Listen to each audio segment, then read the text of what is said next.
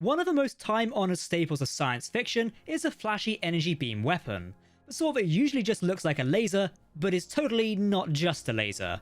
Star Trek's equivalent, or at least its most common equivalent, was a phaser, a type of beam weapon used extensively by Starfleet. Phasers come in many forms, from handheld small arms to starship weaponry, and even mounted on space stations. But they're all based on the same technology. How that technology works is rather complicated. But in this video, we're going to be doing our best to break it down.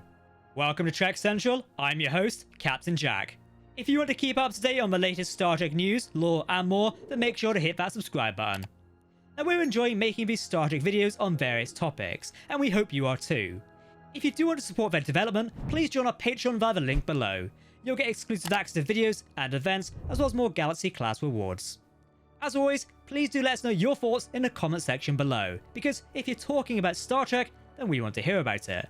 Speaking of which type of phaser, the handheld ones, would you prefer to take into battle? I kind of like the first contact weapons myself, but I'm interested to know what you guys like. Comment below. Phasers were the latest and most advanced form of directed energy weapon developed by the Federation, becoming standard issue across Starfleet during the mid-23rd century. A century earlier, Starfleet and its predecessor, the United Earth Starfleet, relied on phase weapons, a similar but more primitive type of energy weapon. Phase weapons, more properly known as phase-modulated energy weapons, were directed energy particle weapons equipped with phase modulators to control the blast shield, allowing them to be used with precision that older weapons of similar power were incapable of. By the mid-23rd century, phase weapons have been replaced by simpler but more powerful laser weapons, which were considered more reliable, and these, in turn, were replaced by phasers, which combined elements of laser and phase weaponry to create a precise yet exceptionally powerful directed energy weapon. Like the older phase weapons, phasers were specifically directed energy particle weapons, firing beams of high energy nadion particles that could wear down shields or inflict enormous physical damage on targets. Phasers fired continuous beams of particles, whose yield and diameter were adjustable for maximum precision. Following the introduction of phaser technology in the mid-23rd century, it soon replaced the older, less powerful weaponry Starfleet had been using up until that point, and it remained in use for centuries to come. Typically, phasers work by channeling energized plasma to an emitter, which generated nadions from plasma and fired them as a beam of particles. Nadions were a unique, artificial form of particle capable of disrupting nuclear forces and liberating enormous amounts of energy, at least particularly in the form of heat. Phasers bombarded targets with constant streams of these particles, resulting in a wide range of generally destructive effects. These streams resembled pulsing laser beams, and they could have different colours depending on their power setting. Federation-made phasers usually fired beams of some shade of orange or red, though blue and green phaser beams have been observed. Prior to this explanation for phaser mechanics being set in stone in the mid-90s, expanded media sources and behind-the-scenes materials proposed a variety of different explanations. One early source claimed that phasers were lasers set to a pulsating frequency that interfered with the wave patterns of the target's constituent matter. During the early years of the Next Generation, sourcebooks and dialogue in some episodes established that phasers fired beams of electromagnetic energy generated from high-energy plasma. The current explanation of phasers as particle weapons entered use during the Next Generation's 7th season, and it's remained largely consistent ever since. Depending on the power setting, phasers could stun, burn, kill, or completely vaporize humanoid targets. At higher power settings, they could vaporize solid rock and blast through Starship-grade hull plating, while at lower settings, they could heat rocks for warmth or even clean carbon scoring or graffiti off of bulkheads. Starship-grade phasers could be used to overload and disable shields. Phaser beams were highly modular, able to be made extremely narrow for precise cutting or broad for maximum impact. Phasers could also be configured to fire proximity blasts, concentrated bolts of nadion particles that would explode after a short period and affect everything within a certain radius, as well as multiple beams of specialized pulses. This incredible versatility was a large part of why Starfleet relied on phasers so extensively. A phaser was essentially a bunch of different weapons and non-combat tools bundled into one simple device. An endless adaptable Swiss Army knife, good for everything from cleaning to mass destruction. What more would you want? Most importantly for Starfleet, phasers could be used to incapacitate targets in a variety of ways, instead of killing them. And they had many non-combat uses as well, in keeping with Starfleet's principles of seeking peaceful solutions over conflict wherever possible. Despite their incredible power and versatility, phasers also had limitations.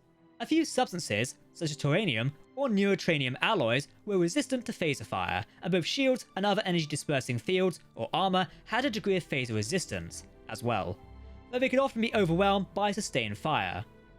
Certain forms of radiation, such as hyperonic radiation, could also render phasers inoperable. Many non-Federation cultures also had phaser technology, sometimes based on slightly different principles. Ferengi phasers, for instance, were plasma-based, and their exact mechanics are still unknown. Most phasers seem to have worked similarly to Starfleet's, however, the main difference between them and their Starfleet equivalents were aesthetic. Starfleet used many different types of phaser, which were standardized and classified by size and firepower. The ones available in the mid-24th century ranged from a Type 1 phaser, which was a small handheld device that could fit in your pocket, to the Type 8 phaser, which was a Starship mounted weapon, and likely even larger models. Starfleet phaser types 1 through 3 were small arms, standard issue for Starfleet personnel. Type 1 phasers were tiny devices that looked more like a car key fob than a weapon, designed to be easily concealable and convenient to carry. Type 2 phasers, or phaser pistols, were larger but still easy to hold and use in one hand. Their appearance changed over the years, but their basic functionality did not. These weapons were common sidearms for Starfleet officers. Type 3 phasers, or phaser rifles, were larger, two-handed weapons that packed more firepower and a greater rate of fire.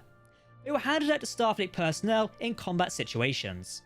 There were also the compression phaser rifle, a larger, bulkier, and even more powerful phaser rifle, which expanded media sources and production sketches referred to as a Type 4 phaser. All of these weapons operate accordingly to the same 16 setting power adjustment system. Type 1 phasers only had the lower 8 power settings, while Type 2s and Type 3s had all 16. Only some of these settings have been seen used on screen, but the next generation technical manual lays out the effects of all of them. The lowest 3 settings were all stun settings, which could render humanoid targets unconscious for brief periods, with the duration increasing at higher stun settings. At this level, the disruption of nuclear forces in the target's constituent molecules by the nadions and the phaser beam weren't severe enough to cause any actual damage, but it disrupted the target system enough to render them unconscious. Stun settings were usually an effective means of subduing a target without causing lasting injury. Excessive exposure to a phaser on a stun setting could cause neurological and tissue damage, but under normal circumstances, this was rare. The higher stun setting could also inflict minor burns on targets, a consequence of energy liberated from the disruption of nuclear forces being released as heat at the point of contact with a nadion beam. Above the stun settings, this heat grew more extreme and more damaging. Settings 4 and 5 inflicted burns, and sometimes neurological damage on humanoid targets, but it didn't kill them. They could also significantly heat up non-organic targets, such as metal bulkheads. Above setting 5, the disruption of nuclear forces by the phaser beam would become severe enough to kill, although not through heat damage. At the higher levels, the effects of the disruption were spread out more across the target's surface, creating greater damage across a larger part of the target's organic body. Settings 6 and 7 could kill an organic target and burn through inorganic objects, while setting 8 and above, a humanoid target would be vaporized on hit, as the phaser beam's disruption of nuclear forces grew so intense that it broke molecular bonds throughout a target object. At setting 8 and above, the effect on a humanoid target was the same, but the effect on inanimate objects still differed, with each higher setting coming with more destructive force. Above setting 11, even ultra-dense metal alloys would be vaporized if fire was maintained for a brief period. Above setting 13, matter protected by shields would begin to heat slightly on impact, while at setting 16, the maximum setting for handheld phasers, shielded matter would suffer stretch fractures. At this highest level, a phaser shot could blast tunnels large enough for a humanoid to cool down deep into a solid rock. That was the stun setting. This is not.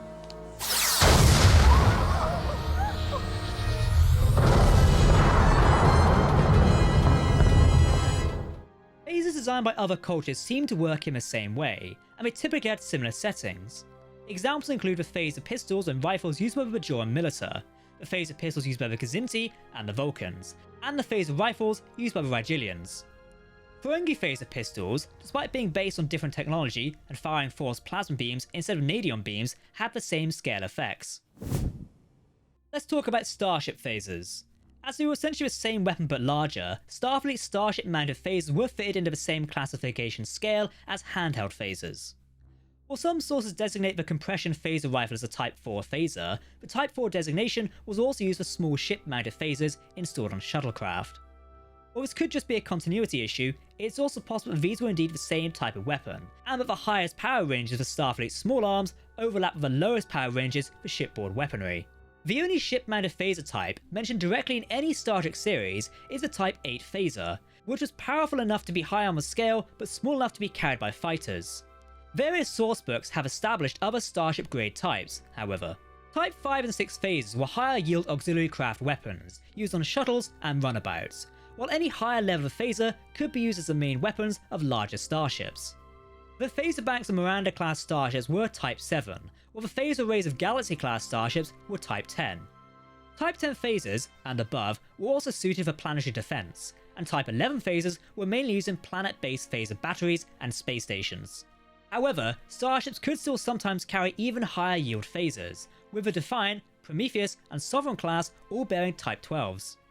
Like handheld phasers, Starship-mounted phasers had adjustable power settings, though their maximum yield was likely much higher than that of small arms. Starship phasers even had a stun setting, which could be used to stun all living things within a fairly broad range, allowing starships to conduct crowd control through very low-powered orbital bombardment. Of course, Starship phasers were more commonly used on settings that could overload shields and burn sizable holes throughout enemy starships. The phase emitters on starships could be configured in several ways. With the trajectory of phaser beams could be precisely adjusted with standard phaser emitters, phasers could also be mounted in turrets for a wider field of fire. On starships, phasers are more commonly mounted in phaser banks, which could contain multiple phasers that could draw on the same power supply and fire at once. In the 23rd century, phaser banks usually only mounted one phaser, but by the mid-24th century, phaser emitters were more commonly arranged in long strips called phaser arrays.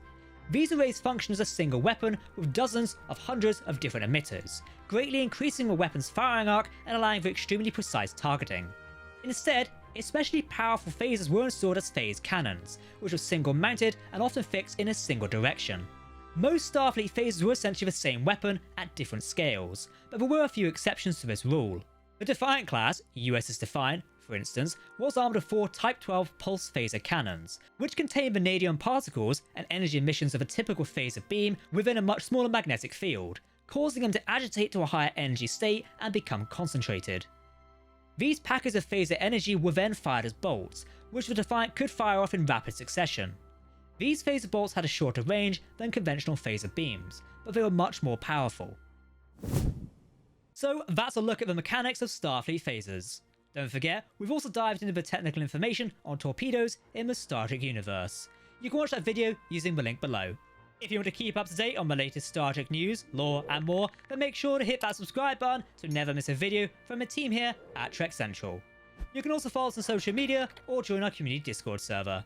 A big thank you to everyone who supports us on Patreon. Your support allows us to continue making these Galaxy class videos. For now, I've been Captain Jack, thanks for watching and we'll see you next time. Live long and prosper my friends. Goodbye.